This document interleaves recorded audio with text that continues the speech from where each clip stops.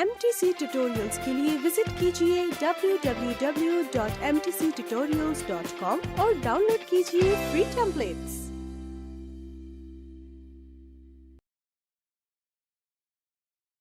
তাকে উত্তর কাশীপুর থানার হাতে গ্রেফতার করা হয়। আরাবুল ইসলামকে গত বছর পঞ্চায়েত ভোটের মনোনয়নের সময় ভাঙড়ে ব্যাপক হিংসার ঘটনা ঘটে, তারপর ইতিমধ্যে গ্রেফতার করা হয়েছে। আজকে জানবো এই নিয়ে কথা বলে সঙ্গে রয়েছে আমাদের প্রতিনিধি বিক্রম। আমরা জানি ইতিমধ্যে গ্রেফতার করা হয়েছে আরাবুল ইসলামকে, ঠিক কি তথ্য, কি আপডেট এই মুহূর্তে?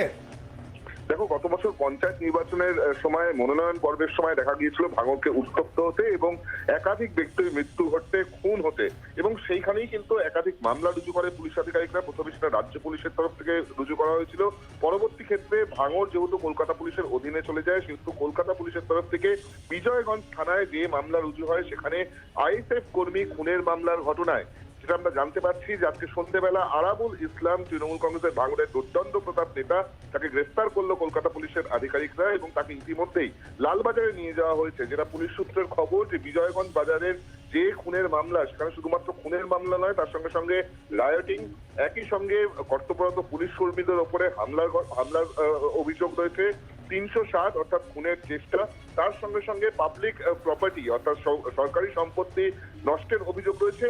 অত্যন্ত গুরুত্বপূর্ণভাবে দুটি আরো ধারা রয়েছে, তা হলো অস্ত্র আইনে মামলা রয়েছে এবং একই সঙ্গে এক্সপ্লোসিভ সাবস্টেন্স অ্যাক্ট অর্থাৎ বিস্ফোরক আইনে মামলা রয়েছে।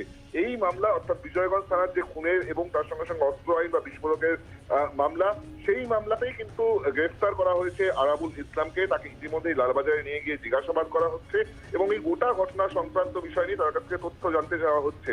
যেটা পুলিশ সূত্রের খবর যে আগামীকাল আরাবুল ইসলামকে বারুইপুর জেলা আদালতে পেশ করা হবে, সেখানে পুলিশ তাকে এই খুনের মামলায় নিজেদের হেফাজতে নেওয়ার জন্য আবেদন জানাবে, এমনটাই আমরা লালবাজার সূত্রে জানতে পারছি।